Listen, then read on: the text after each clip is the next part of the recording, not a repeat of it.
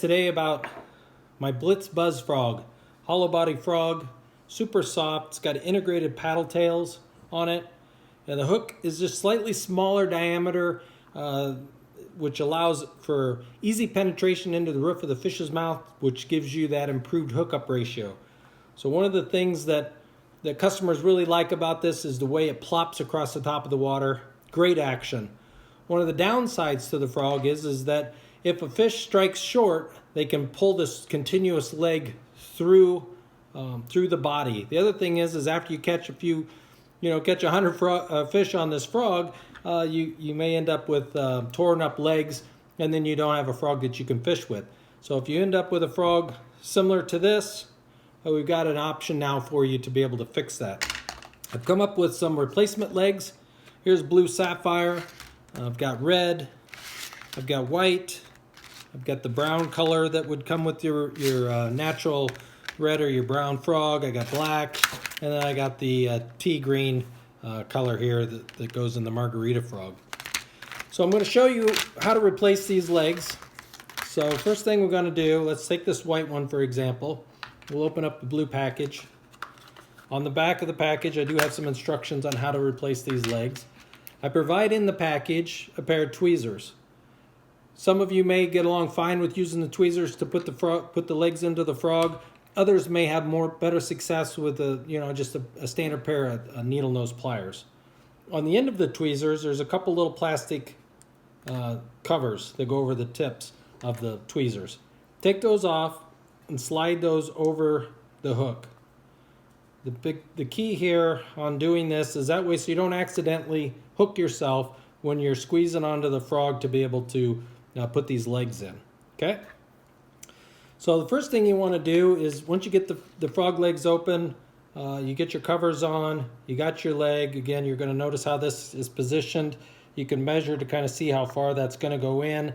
You want that leg to be pretty far into that leg cavity, so it'll give you that same type of action it had when you got it right out of the box.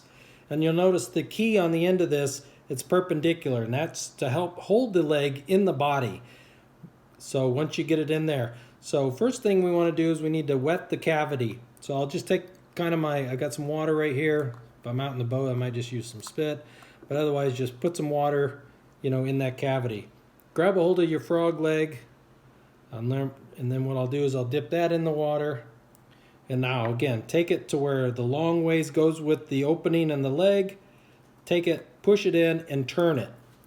And when you turn it, you want to get that leg to where it's straight with the opening. Now what you want to do is you want to grab the corner of the leg and push a little bit on each side until you get the leg in far enough to how you want it positioned. Okay, so you just need to keep kind of working it in. And like I say, some of you may have better luck if you use a pair of needle nose, but I wanted to provide people with at least something when you're out to be able to replace these legs. Another tool that you can use is the G7 tool. The G7 tool is used to put expanded rings on Senkos. So when you squeeze it, it opens up. So I'll show you how that works. Let's go ahead and for 4th of July, let's make for the white frog here with the blue leg, and let's put a red leg on it. So let me get a red leg out of the package. Okay, so you got the leg again, wet the cavity. Okay, in this particular case, you just take the G7 tool, and then you can just expand the leg, and then you just slide the leg down through the middle. Once you get it into where you want it, let it close a little bit, kind of squeeze it and work that tool out. Okay? So it's a lot easier with that particular tool. Again, if you're using the G7 collars for your Senkos, now you can use that to insert these legs. Okay? Let's go ahead and try another one.